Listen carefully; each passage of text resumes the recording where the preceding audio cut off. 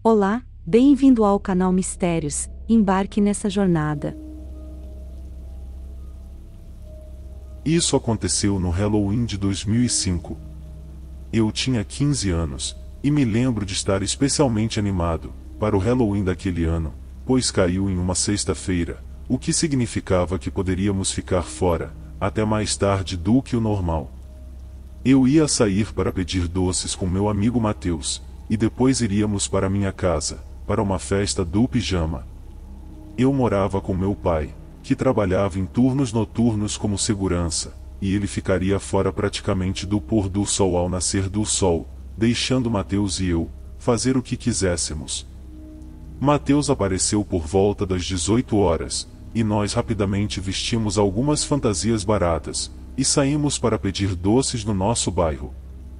Era sempre o pior bairro para pedir doces, pois morávamos em uma área com muitas árvores, onde as casas eram bem distantes uma da outra. Provavelmente caminhamos cerca de 1 quilômetro entre cada porta, mas ao mesmo tempo, acho que os donos das casas perceberam isso e geralmente entregavam quantidades maiores de doces para compensar. Claro que víamos outros pedintes de doces enquanto caminhávamos entre as casas, mas não tantos quanto se poderia imaginar, já que não havia muitas crianças morando lá. Na área em que estávamos pedindo doces, passamos cerca de 3 horas, quando percebi alguém nos seguindo. Era um homem adulto ou uma criança realmente alta, não conseguia dizer, pois ele tinha uma máscara do pânico cobrindo o rosto. No começo, pensei que ele estivesse apenas pedindo doces, como todos os outros, mas ele não tinha uma sacola para guardar os doces, e estava sozinho. Não era como se ele estivesse com seu filho ou algo assim. Eu contei a Matheus sobre isso, mas ele queria continuar. Ele me tranquilizou, dizendo que, se o cara continuasse nos seguindo, poderíamos voltar. Então, continuamos batendo de porta em porta, mas o cara continuou nos seguindo. Percebi rapidamente que ele nem estava indo até as portas das casas para pegar doces, ele ficava só atrás de nós. Novamente, contei isso a Matheus, e dessa vez pude perceber que ele estava um pouco mais tenso. Vimos um atalho pela floresta que levava diretamente para minha casa. Corremos assim que entramos na floresta. Não tínhamos ideia se estávamos sendo seguidos, mas de qualquer forma começamos a trancar todas as portas e janelas, assim que chegamos em casa. Lembro que estava trancando as portas do andar de cima quando ouvi uma batida na janela do meu quarto. Em pouco tempo também ouvi gritos lá embaixo. Era Matheus. Corri para encontrá-lo, e ele estava ao lado da janela da sala. Perguntei o que estava acontecendo, mas ele não disse nada. Em vez disso, ele apontou para fora da janela, segui o dedo dele, semicerrando os olhos para me adaptar à escuridão. Havia árvores lá fora. Olhei de volta para Matheus e perguntei o que ele havia visto. Ele me disse que o cara com a máscara do pânico estava lá fora. A princípio, pensei que ele estivesse apenas tentando me assustar, mas quando olhei de volta, vi que ele estava dentro da floresta, a meio caminho entre as árvores, coberto por uma delas, apenas parado e imóvel. Fui até a cozinha pegar o telefone, e liguei para o meu pai, enquanto caminhava de volta para a janela. Quando ele atendeu, disse a ele que havia um estranho do lado de fora, usando uma máscara do pânico, e o informei que ele estava parado lá, observando a casa. Meu pai respondeu dizendo que provavelmente era apenas algum adolescente tentando assustá-los, e que deveríamos garantir que todas as portas estivessem trancadas e ignorá-lo. Não era a resposta que eu esperava, mas pensei que talvez ele estivesse certo. Matheus e eu subimos para o meu quarto, e fizemos o possível para esquecer, mas é claro que era praticamente tudo em que podíamos pensar.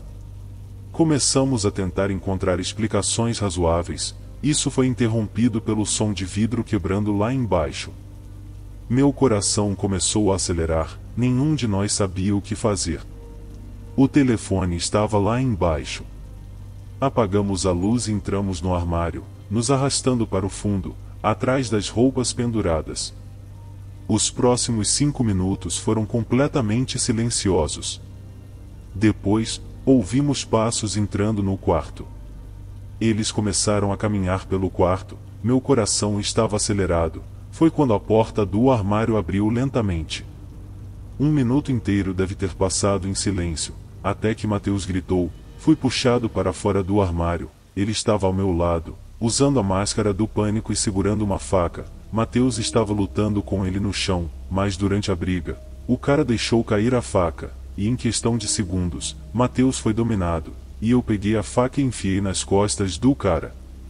Ele caiu gritando de dor. Mateus levantou, e começamos a correr escada abaixo. Saímos e corremos para a casa do meu vizinho. Quando chegamos lá, batemos na porta até que eles atenderam.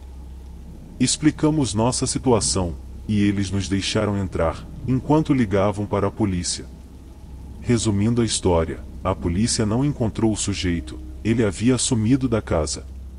Não havia nada que pudesse mostrar o encontro, exceto uma janela quebrada, e uma faca de cozinha desaparecida. Eles procuraram por um rastro de sangue, mas nunca encontraram um. Eu não sofri nenhum ferimento, mas Mateus infelizmente, ele não teve tanta sorte. Ele estava lutando com o sujeito, e acabou recebendo um corte profundo em seu braço. Até hoje, eu ainda penso naquela noite. História 2. Quando eu tinha 17 anos e morava em casa com meus pais, isso aconteceu no Halloween, e como todos os anos, meus pais me pediram para distribuir doces para as crianças que apareciam. Eu não me importava, nossa sala de estar ficava bem ao lado da porta da frente, então eu só coloquei um filme, e me levantava sempre que a campainha tocava. Era cerca de 23 horas, as campainhas estavam diminuindo naquele ponto, ambos os meus pais já tinham ido para a cama. Eu me lembro disso quase perfeitamente, eu estava na última cena do filme, quando o telefone de casa tocou. Eu olhei para a esquerda e vi que o identificador de chamadas indicava chamada desconhecida. Literalmente, no dia anterior, tínhamos recebido um novo conjunto de telefones, com um novo número que ainda não havíamos dado a ninguém, então, eu duvidava que fosse alguém que eu conhecesse, mas mesmo assim, pensei em atender apenas para o caso. Peguei o telefone e disse alô, mas tudo o que pude ouvir, foi uma respiração pesada. Eu desliguei o telefone. Pensei que eles tinham ligado para o número errado. Pouco depois, o telefone tocou novamente e mostrava a mesma coisa chamada desconhecida. Eu atendi de novo, perguntando quem estava falando. Desta vez, uma voz masculina respondeu. Depois de parar para pensar por um segundo, comecei a perceber que provavelmente era apenas alguém tentando fazer uma brincadeira comigo, quer dizer, era a noite de Halloween. Eu não podia nem culpá-los. Mas, ao mesmo tempo, isso é algo que se espera de uma criança ou, no máximo, de um adolescente. E pelo que parecia, quem estava do outro lado da linha era mais velho do que isso. Durante os próximos 5 minutos, mais 6 ou 7 chamadas foram feitas. Finalmente, eu atendi novamente, mas desta vez não disse nada. Houve alguns segundos de silêncio, antes que o homem começasse a falar. Para ser sincero, eu não me lembro exatamente o que foi dito, mas foi algo como o cara estava do lado de fora da nossa casa, e que eu precisava destrancar a porta dos fundos, para que ele pudesse entrar. Ele disse que, se chamássemos a polícia, ele mataria todos que estivessem dentro da casa, antes que eles chegassem. E então, a linha caiu. Eu estava totalmente convencido de que aquilo não era uma brincadeira. Eu fui até a cozinha, rastejando de 4, e fiquei em posição para ver qualquer janela. Peguei a maior faca que pude encontrar e com a faca em mãos, rastejei até o quarto dos meus pais, e acordei meu pai. Sussurrei para ele que alguém estava do lado de fora, perto da porta dos fundos. Ele imediatamente saiu da cama e pegou seu revólver carregado. Nós nos arrastamos pela casa.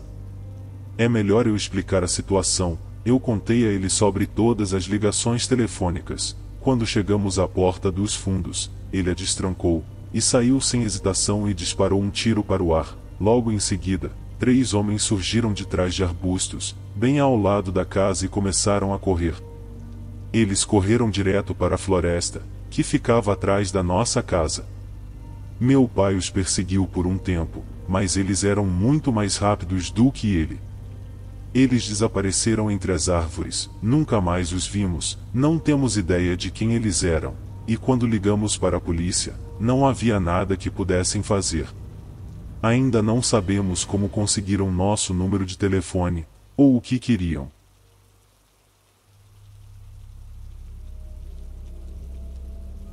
História 3. Isso aconteceu no ano passado, no Halloween. Eu tinha 19 anos na época e meu melhor amigo Mike tinha 17 anos. Nós dois sabíamos que éramos velhos demais para pedir doces, mas também sabíamos que passar a noite sem doces não seria divertido. Foi quando Mike teve uma ideia. Havia uma casa abandonada próxima à minha, e sempre dissemos que exploraríamos em algum momento.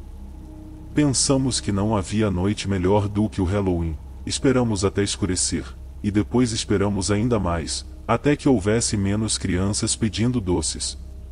Pegamos lanternas e partimos. Levou alguns minutos, mas finalmente chegamos à casa. Claro, como estava abandonada, estava uma bagunça enorme, com lixo espalhado pelo chão e janelas fechadas. Entramos pela porta da frente, meio esperando que estivesse trancada, mas ela abriu. O lado de dentro estava completamente escuro, então usamos as lanternas para enxergar melhor. A luz não era muito forte, mas conseguimos explorar tudo no primeiro andar, e não encontramos nada interessante. Subimos as escadas e imediatamente vimos 2 quartos. Mike entrou no quarto da direita, e eu entrei no da esquerda. Fui olhando em gavetas e no armário, mas ainda não havia nada de interessante. Lembro que estava olhando pela janela, quando ouvi gritos ensurdecedores vindo do outro quarto. Era Mike. Corri para o quarto em que ele estava. Inicialmente não vi nada. Foi só quando direcionei minha lanterna para o canto esquerdo de trás, que vi Mike com um braço em volta do pescoço. A pessoa segurava Mike em um estrangulamento, e eu podia ver que o rosto dele estava ficando vermelho. Então fiz a única coisa que consegui pensar. Joguei minha lanterna com toda a força na pessoa, consegui acertá-la no lado do corpo, e ela soltou Mike, gritando de dor e segurando o lado. Agora sem luz, descemos correndo as escadas, e conseguimos sair da casa no escuro. Quando saímos, corremos, mas não sem antes olhar para trás. Iluminados apenas pela luz da lua, vimos 3 figuras paradas na janela do andar de cima, olhando para nós.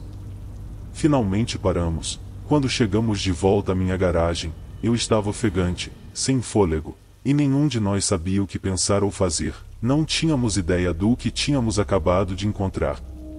Mais tarde naquela noite, Mike me contou o que aconteceu quando entrou naquela sala. Ele explorou como todas as outras salas, mas depois de um tempo, notou algo brilhando no canto. Ele apontou a lanterna para lá, e viu que era uma máscara de Halloween. Então caminhou até lá, e foi então que ele percebeu que era uma pessoa. Gritou, mas foi rapidamente colocado em um estrangulamento. Foi quando eu entrei. O que mais me perturba é como Mike descreveu a pressão em seu pescoço. Ele disse que quem estava usando a máscara devia estar usando toda a sua força em seu pescoço. Ele não estava apenas sendo contido, ele realmente não conseguia respirar pelos bons 20 segundos em que foi mantido lá. Como eu disse antes, não sabemos o que encontramos, não sabemos o que aqueles caras estavam fazendo.